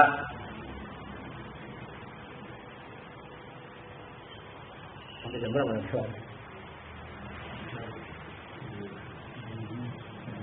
Enggak bosan tak ya? Enggak apa-apa ya, lanjut Pak ya.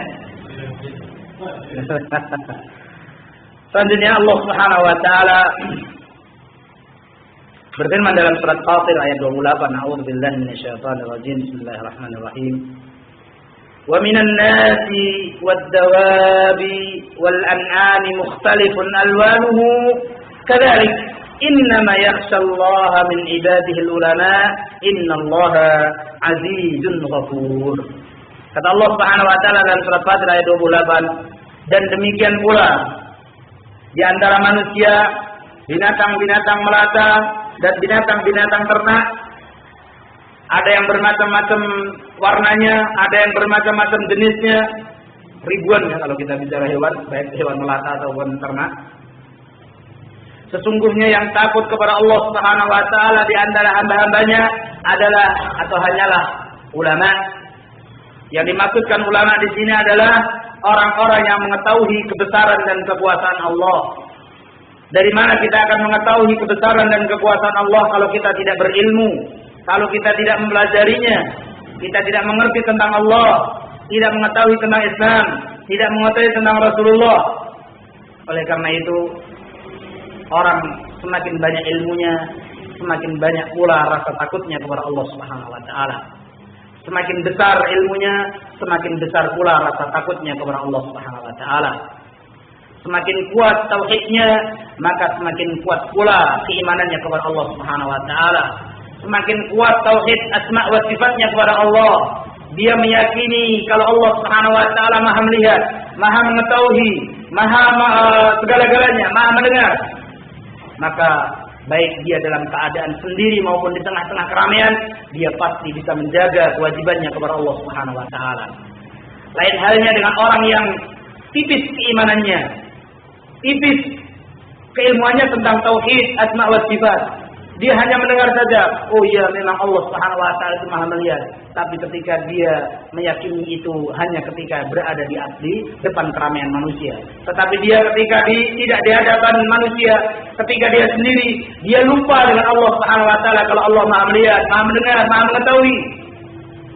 Di hadapan saudara-saudaranya, dia mau melaksanakan perbuatan tersebut, tetapi ketika dia dalam keadaan sendiri, dia melanggar, dia bahkan meninggalkannya. Naudzubillah. Ini adalah bukti seorang hamba kuat atau tidak keimanannya dia kepada tauhid kepada Allah Subhanahu wa taala, baik itu tauhid rububiyah, tauhid uluhiyah ataupun tauhid asma wa sifat.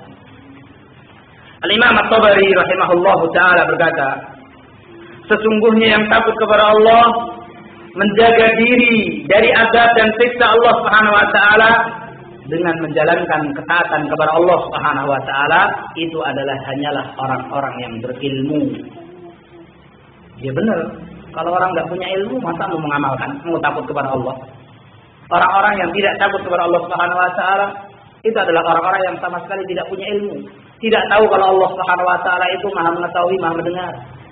Tapi kalau kita yakin kalau Allah Subhanahu wa taala zat yang telah menciptakan kita, zat yang telah memberikan rizki kepada kita, zat yang menentukan atas kematian kita, kehidupan kita, rizki kita, zat yang Maha melihat, mengetahui apa yang ada dalam diri kita, mengetahui yang sekarang terjadi dan akan terjadi, maka hamba ini insyaallah dia selalu bisa menjaga Allah Subhanahu wa taala. Jagalah Allah, niscaya Allah akan menjagamu. Maksudnya adalah jagalah hak Allah Subhanahu wa taala, kewajiban kita sebagai seorang hamba yang wajib kita tunaikan sebagai bentuk hak dari Allah Subhanahu wa taala dari kita. Kita laksanakan. Kemudian kata Imam At-Tabari rahimahullah taala, mereka orang-orang yang berilmu itu mengetahui bahwa Allah Subhanahu wa taala mampu melakukan segala sesuatu yang dikehendaki oleh Allah Subhanahu wa taala. Maka mereka menghindar dari kemaksiatan yang akan menyebabkan murka dan azab Allah Subhanahu wa taala. Wah, kalau saya begini, Islam itu melarang. Dalilnya seperti ini, seperti ini. Kemarin sudah disampaikan oleh Ustaz. Bahkan sudah saya catat. Bahkan saya punya bukunya. Ketika dia adalah orang yang benar-benar beriman kepada Allah Subhanahu wa taala, ingat akan kekuasaan Allah Subhanahu wa taala, maka dia akan meninggalkannya. Tetapi ketika seseorang itu sedang tipis imannya, maka dia bisa jadi terjerumus. Karena itu kan kita diajarkan oleh Rasulullah SAW untuk senantiasa berdoa, ya muqallibal qulub, ya Allah, zat yang senantiasa membolak-balikkan hati. Ya muqallibal qulub, tsabbit qulubana ala dinik. Teguhkanlah hati kami di atas agamamu ya Allah. Wahai zat yang senantiasa membolak-balikkan hati, teguhkanlah hati kami di atas ketaatan kepadamu. Karena kita juga tidak tahu apa yang akan terjadi nanti sore. Rasulullah SAW pernah mengatakan, bisa jadi seorang hamba itu muslim di malam hari, sore hari, kafir di pagi hari. Atau sebaliknya, muslim di pagi hari, bisa jadi kafir di sore hari. Na'udzubillah.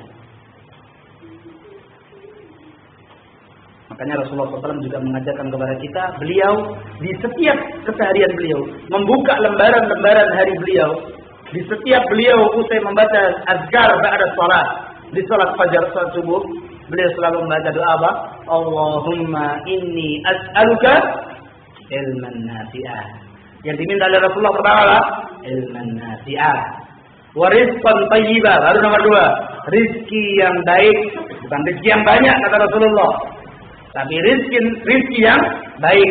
Baik di sini adalah halal, barokah, bukan banyak. Insyaallah. Wa amalan mutaqabbala, dan amal perbuatan yang engkau terima ya Allah, bukan amal ibadah yang engkau tidak terima. Itulah doa yang selalu dipanjatkan oleh Rasulullah SAW di setiap beliau membuka lembaran hidup baru beliau setiap harinya. Allahumma inni as'aluka ilman nafi'ah wa rizqan thayyiban wa amalan mutaqabbala. Pertama yang diminta oleh Rasulullah kepada Allah adalah ilmu yang bermanfaat. Para ulama mengatakan ilmu yang bermanfaat di sini juga tidak sebatas ilmu agama saja, ilmu dunia. Contoh, mohon maaf, misalnya disebutkan tentang ilmu kedokteran, bermanfaat buat kita dalam rangka untuk menjaga kesehatan, sehingga dengan kesehatan kita bisa beribadah kepada Allah Subhanahu wa taala dengan semangat.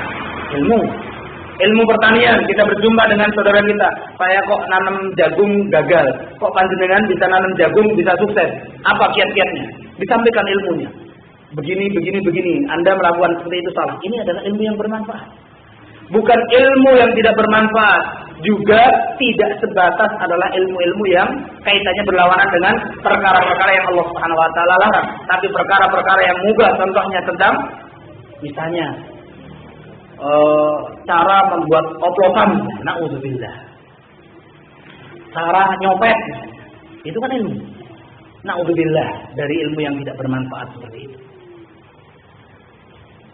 Tapi kita minta kepada Allah Subhanahu wa taala adalah ilmu yang bermanfaat. Ilmu bengkel itu bermanfaat. Ilmu menjahit bermanfaat. Ilmu misalnya tata boga bagi diriku itu bermanfaat. Ilmu misalnya kemudian desainer misalnya, atau misalnya yang bergerak dalam masalah properti misalnya, desain rumah, itu juga bermanfaat. Tapi yang paling utama adalah ilmu Allah Subhanahu wa taala, ilmu tentang Islam, ilmu tentang Al-Qur'an, ilmu tentang sunnah.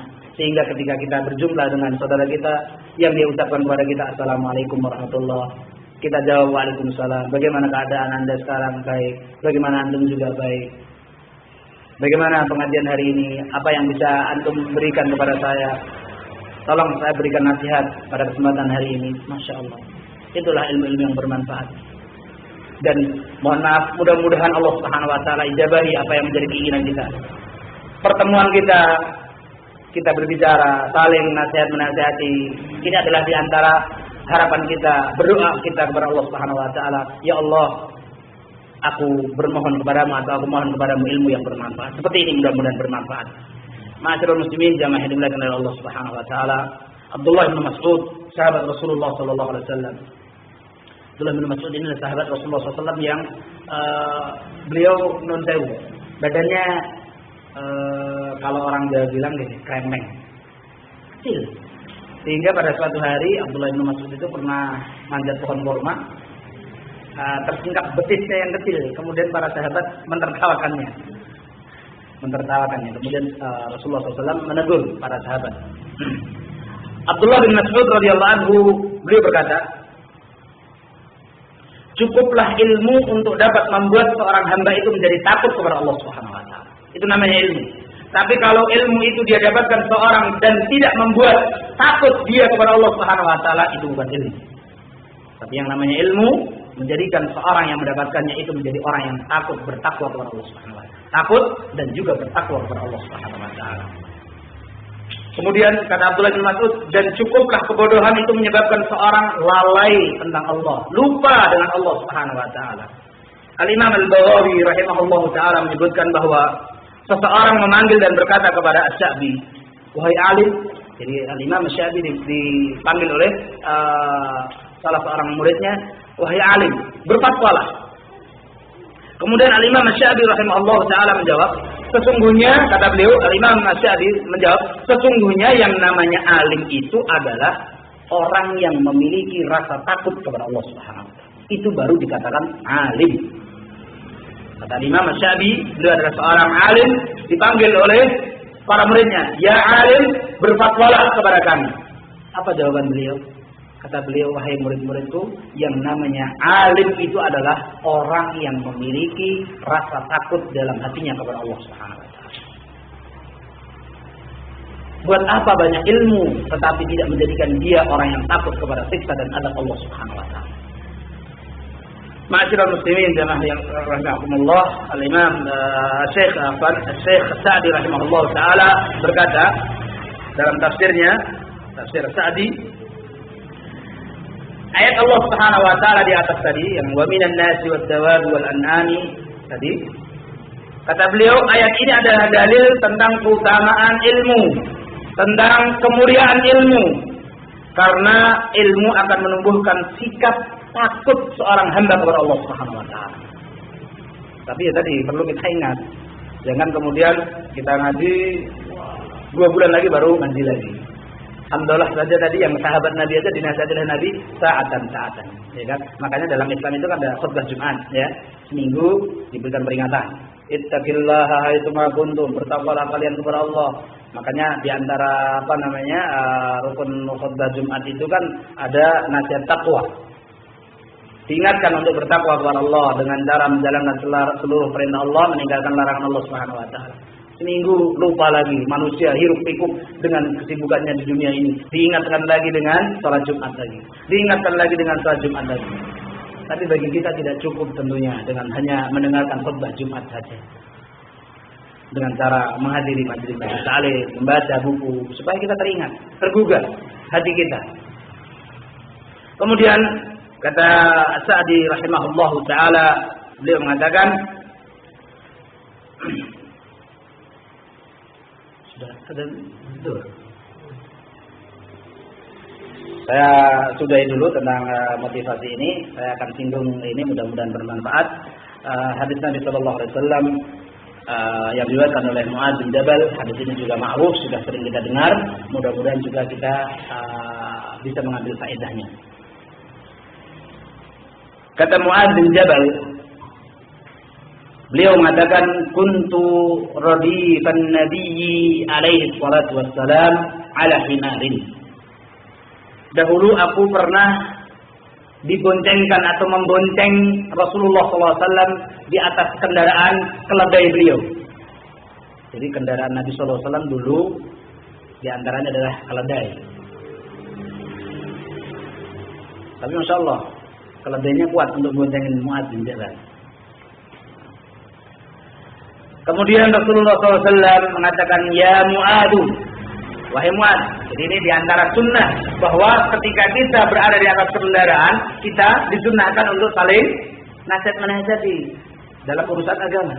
Di atas mobil, di atas motor, boleh. Yang ngobrolnya malah ngobrolnya ngalor ngidul lain-lain tekak-tekakan, apalagi kalau sudah kumpul orang banyak, ya kan? Adanya malah yang ketawa-tawa dan hal yang bersifat ghibah atau menceritakan orang lain. Tapi sejujurnya dia berbicara masalah agama. Rasulullah SAW mengatakan, ya Mu'adz, wahai Mu'adz, ini di atas kendaraan. Atadri ma haqqullahi 'alal ibad? Wa ma haqqul ibadi 'ala Allah? Wahai Mu'adz, apakah engkau tahu apa itu hak Allah dari para hambanya dan apa hak hamba dari Allah? Jadi Allah Subhanahu wa taala itu punya hak dan kita juga punya hak. Allah punya hak dari kita sebagai seorang makhluk, kita punya hak dari seorang makhluk dari Allah Subhanahu wa taala yang telah menciptakan kita. Makanya kemudian disinilah adab Mu'adz bin Jabal, sahabat Rasulullah SAW. Qultu Allahu wa rasuluhu a'lam. Aku berkata, kata Mu'adz, Allah dan Rasulullah yang lebih tahu tentang itu. Di sini menunjukkan bahwa sahabat Mu'adz bin Jabal tidak berkata tanpa ilmu. Tapi Mu'adz bin Jabal mengatakan Allahu wa rasuluhu a'lam. Allah dan Rasulnya yang lebih tahu. Kemudian Rasulullah SAW berkata, qal haqqullah 'alal ibad. Hak Allah dari para hambanya adalah an ya'buduhu wa la yusyriku bihi syai'a.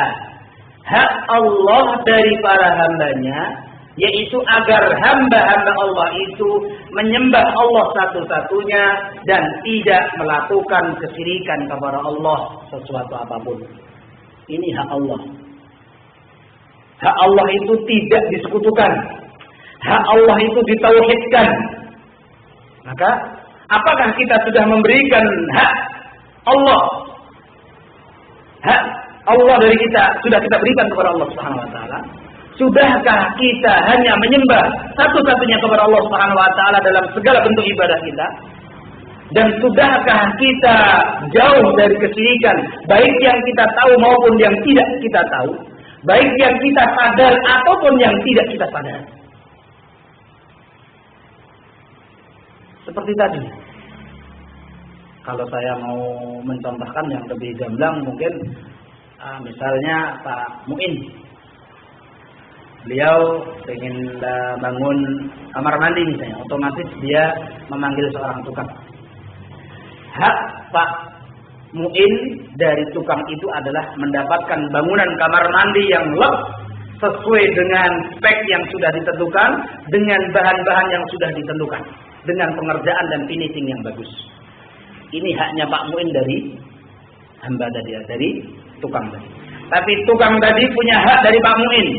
Dia mendapatkan bayaran yang setimpal dengan pekerjaannya, yang begitu memuaskan dengan hasil yang diinginkan oleh Pak Muin. Seperti itu pula lah, ya kan? Kalau misalnya Pak Muin ternyata mendapatkan tukang yang tidak baik, otomatis juga Pak Muin bisa jadi juga memecat. Kita alhamdulillah tidak dipecat oleh Allah Subhanahu wa taala. Kita semua adalah statusnya hamba Allah Subhanahu wa taala. Kita tidak ada hamba Allah Subhanahu wa taala yang dipecat oleh Allah, statusnya dari hamba Allah Subhanahu wa taala. Allah Subhanahu wa taala sayang dengan kita. Kemudian kata Rasulullah sallallahu alaihi wasallam, sedangkan hak wa haqqul ibadi 'ala Allah, dan hak seorang hamba dari Allah itu apa? An la yu'adzibahu, an la yu'adziba man la yusyriku bihi syai'a. Allah Subhanahu wa taala tidak akan menyiksa dan memberikan azab kepada hamba yang tidak melakukan kesyirikan kepada Allah. Jadi hak kita dari Allah adalah kita tidak akan diazab oleh Allah. Allah akan menjamin bagi kita untuk kita tidak diazab selama kita tidak mensekutukan Allah Subhanahu wa taala. Jadi kata kuncinya adalah mentauhidkan Allah Subhanahu wa taala yang memiliki lawan syirik. Pada pertemuan yang lalu sempat saya singgung bahwa tauhid lawannya syirik, sunnah lawannya bid'ah, taat lawannya maksiat. Allah Subhanahu wa taala Maha Kuasa Begitu agung Allah Subhanahu wa taala. Allah Subhanahu wa taala ciptakan segala sesuatu yang ada di atas muka bumi ini paling berlawan-lawanan. Mudah-mudahan kita dijadikan oleh Allah Subhanahu wa taala termasuk orang-orang yang muwahhidin, orang-orang yang mentauhidkan Allah Subhanahu wa taala dalam segala bentuk ibadah kita. Dan mudah-mudahan Allah Subhanahu wa taala jauhkan kita dari perbuatan syirik, baik yang kita tahu ataupun tidak kita tahu, baik yang kita sadar ataupun tidak kita sadari. Sehingga kita nanti mendapatkan hak kita di hadapan Allah Subhanahu wa taala dengan kita ini tidak disiksa oleh Allah Subhanahu wa taala, dengan kita ini tidak diadab oleh Allah Subhanahu wa taala karena kita sudah tunaikan kewajiban kita. Kita berikan hak Allah Subhanahu wa taala, bahwa Allah Subhanahu wa taala punya hak dari kita untuk kita tidak mensekutukan Allah Subhanahu wa taala dengan suatu apapun. Tapi kejadian ini dahulu Rasulullah SAW wanti-wanti kepada Mu'adz bin Jabal. Kata Rasulullah, kata Mu'adz bin Jabal, "Afala ubashirun nas ya Rasulullah?" Bolehkah atau bukankah aku ini harus memberitahukan kabar gembira ini kepada manusia, wahai Rasulullah? Kan ini kabar gembira. Kata Rasulullah SAW, jangan. La tubashirhum fayattakilu. Kata Rasulullah SAW, jangan engkau berikan kabar gembira ini kepada manusia, wahai Mu'adz. Kenapa? Karena niscaya mereka nanti akan senantiasa bergantung kepada Allah. Mereka tidak punya semangat untuk meningkatkan takwa mereka dan ibadah mereka kepada Allah. Mereka nanti akan mengatakan, alah yang penting kan aku ora syirik. Alah yang penting kan aku tidak atau saya ini tidak mensekutukan Allah. Tapi dia adalah pelaku maksiat. Na'udzubillah. Na'udzubillah. Makanya kemudian Mu'adz bin Jabal tidak menyampaikan sabda Nabi SAW ini kecuali ketika ajal mau menjemput Mu'adz bin Jabal. Dan ternyata hikmahnya besar sekali. Seperti amanah Rasulullah SAW tentang nama-nama daftar orang-orang munafik. Rasulullah SAW tidak beritahukan kepada semua sahabat. Ma'asyiral muslimin jamaah dimuliakan oleh Allah Subhanahu wa taala. Sudah pukul 12:20, saya kira juga sudah terdengar suara adzan. Mudah-mudahan apa yang saya sampaikan tidak menjadi kekecewaan bapak-bapak, ibu-ibu sekalian. Mudah-mudahan kita diberikan oleh Allah Subhanahu wa taala ketulusan hati, utamanya saya dan juga ikhwah sekalian, karena dengan ketulusan itulah Allah Subhanahu wa taala memberikan kemuliaan bagi seorang hamba di hadapan yang lainnya. Dan mudah-mudahan Allah Subhanahu wa taala senantiasa memberikan hidayahnya kepada kita, dan mudah-mudahan Allah Subhanahu wa taala senantiasa memudahkan kepada kita melangkahkan kaki kita menuju ridha Allah Subhanahu wa taala, hidup di atas sunnah Nabi sallallahu alaihi wasallam. Dan sebagai penutup, Luqman pernah berwasiat kepada putranya, dan mudah-mudahan ini bermanfaat buat saya, buat bapak-bapak sekalian dan juga ibu-ibu sekalian. Ingatlah pesan Luqman kepada putranya, wahai anakku, duduklah bersama para ulama, dekatilah mereka dengan kedua lututmu. Sesungguhnya Allah akan menghidupkan hati yang mati dengan pelita hikmah, dengan pelita ilmu, dengan sinar ilmu, sebagaimana Allah Subhanahu wa taala menghidupkan bumi yang gersang dengan air hujan. Itulah pesan Luqman kepada putranya. Dan mudah-mudahan itu juga pesan kita kepada putra-putra kita. Mudah-mudahan anak-anak kita, putra-putri dari bapak dan ibu sekalian, menjadi putra dan putri yang salehah, takwa kepada Allah Subhanahu wa taala, karena mereka adalah aset akhirat kita yang kelak akan mendoakan kita ketika kita sudah mendahului mereka.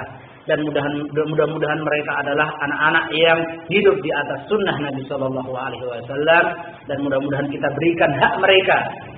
Mereka punya hak untuk mendapatkan tarbiyah, pendidikan yang benar, mendapatkan tarbiyah yang sahihah, tarbiyah yang sesuai dengan sunnah Nabi Sallallahu Alaihi Wasallam.